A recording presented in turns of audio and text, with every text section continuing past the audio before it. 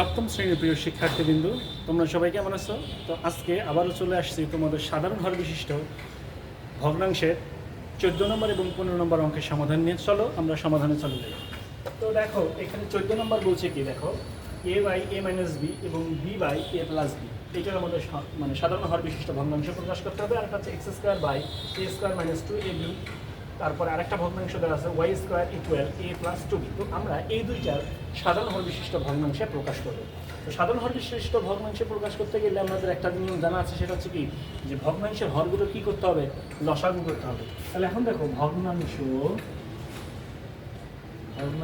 দুটি হর, হর কী দেওয়া আছে, এ মাইনাস বি কমা এ প্লাস বি এর লসাগু। এখন দেখো এখানে লসাগু যদি আমরা করি, লসাগুটা কী হবে দেখো, তাহলে এখানে এ মাইনাস বি, এখানে এ প্লাস বি। তো সাধারণত আমরা চাইলে কিন্তু দুইটাই আলাদা আছে, তাহলে দুইটাই নিব, কিন্তু আমি চাচ্ছি যে প্লাসটাকে আগে নেওয়া, সূত্র অনুসারে করা যায়। তাহলে আমরা এ প্লাস বিটাকে আগে নিলাম, আর একটা হচ্ছে এ মাইনাস বি। দেখো তাহলে ভগ্নাংশ দুটির হর এ মাইনাস বি এবং এ, দেখো এ প্লাস বি, তাহলে এই দুইটাকে আমরা যদি লসাগু করি তাহলে দুইটা আলাদা, এ প্লাস বি, একটা হচ্ছে মাইনাস বি। তাহলে মাইনাস বি আর প্লাস বি দুইটা একই যদি হয়, তাহলে আমরা এখানেও প্লাস হইতো এখানেও প্লাস হইতো, তাহলে দুইটা থেকে কী নিতাম, একটা প্লাস নিতাম। কিন্তু এখানে একটা মাইনাস একটা প্লাস, যার কারণে আমরা কী করবো, দুইটাই আমাদেরকে নিতে হবে। তাহলে এখন লিখবো প্রথম ভগ্নাংশ। প্রথম ভগ্নাংশ কী দেওয়া আছে, দেখো এ, নিচে দেওয়া আছে কি এ মাইনাস বি। তাহলে সমহর মানে কি, হরটা একই হবে, তাহলে কী হবে এ plus B A minus b. তাহলে এখন দেখো a plus B into A minus B, ভালো করে মাথায় রাখো।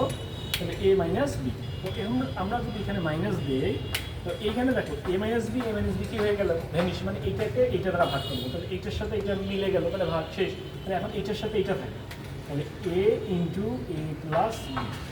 এটা চাইলে আমরা গুণনও করতে পারি, যেহেতু গুণন করার দরকার নেই, কী কারণে, কিছু কিছু অঙ্ক গুণন করা লাগে না, আবার কিছু কিছু ক্ষেত্রে গুণন করে দেখাইতে হয়। তো যেহেতু এখানে গুণন করা লাগতেছে না, এটাই তোমাদের উত্তর।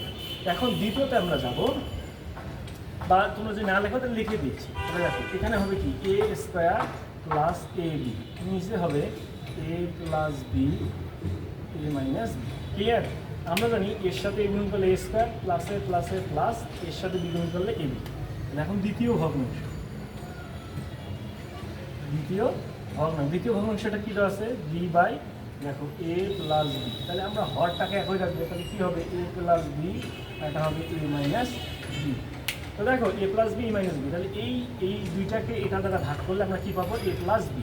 তাহলে এখন এ প্লাস বি চলে গেল, থাকে এ মাইনাস বি, তাহলে বি ইন্টু এ মাইনাস বি। তাহলে এখন এটার সাথে গুণন করবো, তাহলে কী হবে, দেখো a plus B A minus b. তাহলে এখন আমরা এর সাথে বি গুণন করি, তাহলে কী হবে এ বি মাইনাস বি স্কোয়ার। তাহলে নির্ণয় ভগ্নাংশ, দেখো নির্ণয় ভগ্নাংশ যদি কী হবে, দেখো এখানে আমরা যদি এটা দেখি, তাহলে এটা এ স্কোয়ার প্লাস এ বি, নিচে হবে এ plus B A minus B. এটা চাইলে আমরা কিন্তু স্কোয়ার মাইনাস বি স্কোয়ারে লিখে দিতে পারতাম আর কি, তো লিখে দিলাম না, কারণ যেটা আছে এটা রাখলেও অ্যান্সার হবে।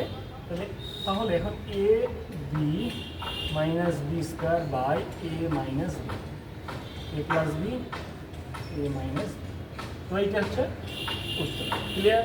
আশা করি তোমরা খুব সুন্দরভাবে বুঝতে পারছো। পরবর্তী অঙ্ক দেখো 15 নম্বর অঙ্কটাতে আমাদের এখানে প্রথম ভগ্নাংশের হর এবং দ্বিতীয় ভগ্নাংশের হরে কী করবো, আমরা লসাগু করবো। তো এখানে আমরা আগে লিখবো প্রথম ভগ্নাংশের হর। হর কি, দেখো A square minus two A B, এইটাকে সমান সমান লেখা যায়। এইখান থেকে উভয় পক্ষ থেকে কী কমন নেওয়া যায়, দেখো যদি আমরা এখান থেকে এ কমন নেই, এ কমনে থাকবে এখানে এ plus A minus two B, A minus two B. কী কারণে, এখানেও এ দুইটা, এখানে একটা, তাহলে একটা যদি আমরা কমন নেই, তাহলে দুইটা থেকে একটা চলে গেলে থাকে একটা, আর এখানে এ তো চলে আসলো কমন, আর বাকি থাকে শুধু টু বি। তাহলে দ্বিতীয় ভগ্নাংশ কী দেওয়া আছে, ভগ্নাংশে আর কী দেওয়া আছে এ প্লাস টু বি। তাহলে এটা তো লেখার দরকার নেই, তাহলে আমরা একবারে লিখবো এখন ভগ্নাংশ দুটি। দেখো ভগ্নাংশ দ্বয়ের হরের লসাগু লসাগু কি হবে দেখো, এখানে এ আমি বারবার বলতেছি যদি এককভাবে কোনো এক্স ওয়াই জেড যাই এসব না কেন তোমাকে তাই নিতে হবে। এখানে এ আসছে, তো আমরা কি নেব, এ নেব, বাকি থাকে এখানে প্লাস একটা মাইনাস একটা, আমি সবসময় বলি প্লাসটাকে আগে নেব, তাহলে এ plus two B A minus two b. তো হয়তো বলতে পারো যে স্যার মাইনাসটা নেওয়া যাবে কি না, হ্যাঁ মাইনাসটাও নেওয়া যাবে, কোনো সমস্যা নেই। মানে আমি এটা মানে বাধ্যবাধকতা বলি নাই যে প্লাসে নিতে হবে, তো প্লাসটা নিলে সূত্র বেজ আকারে যায়। দেখো এর সাথে এগুলো গেলে স্কোয়ার, টু বি যদি গেলে তাহলে ফোর বি স্কোয়ার, এটা সূত্র হয়, এই জন্য বলছি। এখন প্রথম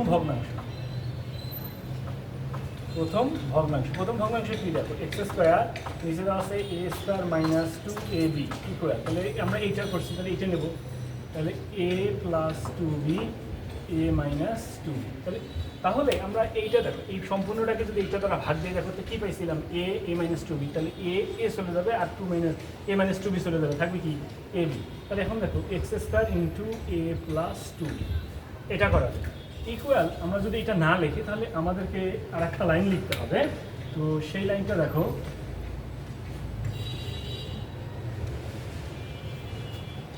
তো দেখো এইখানে যদি আমরা এটাকে লিখতে যাই আলাদাভাবে যদি করি তাহলে এখান থেকে আমাদেরকে যা আছে হর যা আছে তাই লিখতে হবে, এ plus two B A minus two. এখন এই এক্স স্কোয়ারের সাথে এই গুণন দিলে কী হয়, এ এক্স স্কোয়ার প্লাস, এখন যদি এইটা গুণন দেয় তাহলে কী হবে দেখো, টু বি এক্স স্কোয়ার। এটা না করলেও হয়, যদি করো তাহলে খুবই ভালো দেখায়, না করলেও এটা অ্যান্সার করবে। দ্বিতীয় ভগ্নাংশে কী দেওয়া আছে দেখো, ওয়াই স্কোয়ার দেওয়া আছে হচ্ছে এ প্লাস টু ইকুয়াল, তাহলে এখান থেকে আমরা করবো এ into A plus two B A minus two B. তাহলে এখন এ plus two B A plus two B চলে যায়, বাকি থাকে কি এ ইন্টু এটা, তাই গুণন দেবো, তাহলে ওয়াই স্কোয়ার গুণন এ ইন্টু এ মাইনাস টু এইটা।